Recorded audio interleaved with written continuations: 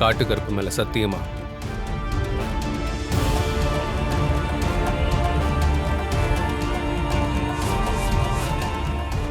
நான் அந்த பணத்தை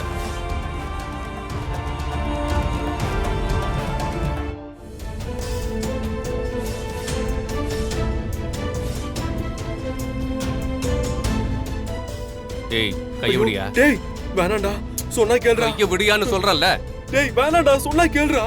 அனு கையடியா. டேய் என்னையா பண்ற? டேய் வேணாண்டா ஜீவா, சொன்னா கேளு. விடியா? வேணாண்டா. அனு சொன்னா கேளு. டேய் கைய விடியா? டேய் போய் சத்தியம் பண்ணா சாமி தண்டிச்சிரும்டா.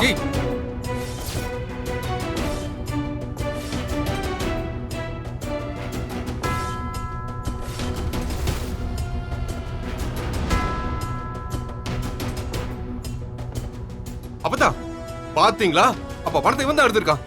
நினைச்சேன்டா, நான் நினைச்சேன். ஐயோ ஏய், அத்தை. யாரு பேசக்கூடாது. பாடா. ஏய் ஐயோ இடத்தை அத்தை. அத்தை. பாட்டி. உன்னை சோத்த போட்டு வளர்த்ததுக்கு நீ காட்டுற நன்றியா இது?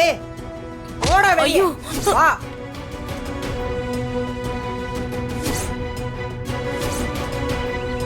அத்தை. அத்தை. அவளே. இந்த வீட்டுக்குள்ளே இருந்துகிட்டு 5 லட்சத்தை எனக்கு தெரியாம எடுத்திருக்க. அதுக்கு பதிலா கள்ள நோட்டை வச்சு என்னையே ஏமாத்திருக்க.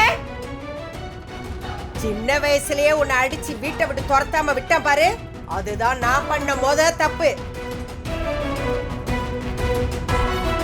என் பேத்தி வயித்துல இருந்த குழந்தைய நீ அழிச்சப்பவே உன்னை வீட்டை விட்டு வெளியே தள்ளி இருக்கணும். அப்பவும் நான் உன்னை விட்டுட்டேன். அதுதான்டா நான் பண்ண மிகப்பெரிய தப்பு. அத்தை, பழைய விஷயத்தை எதுக்கு பேசுறீங்க அத்தை? ஏய், இவனை ஒவ்வொரு தடவையும் மன்னிச்சு விட்டதுனாலதான் இப்ப சொந்த வீட்டிலே திருடுற அளவுக்கு வளர்ந்திருக்கான்.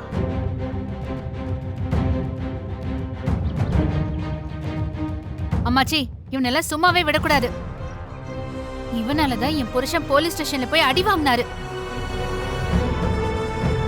இவன் பண்ண தப்புக்கு போலீஸ் என்ன புடிச்சு அடிச்சாங்க. அப்ப கூட ஒரு வார்த்தை கூட பேசல. அவன் அதை பார்த்து அப்படியே ரசிச்சுக்கிட்டு நின்னாவ.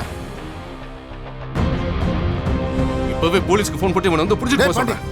டேய், அதெல்லாம் ஒண்ணு வேண்டாம். ஐயோ, இந்த விஷயம் வெளியே தெரிஞ்சா ஏன் கௌரவம் தான் போகும். அப்பா இவனை இப்படி விட சொல்றீங்களா?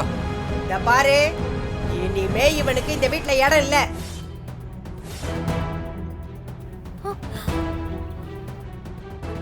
எடுத்த 5 லட்சத்தோட திரும்ப வந்தா வா, இல்லன்னா இந்த வீட்டுக்குள்ளே நீ காலை வைக்க கூடாது. போ வெளியே.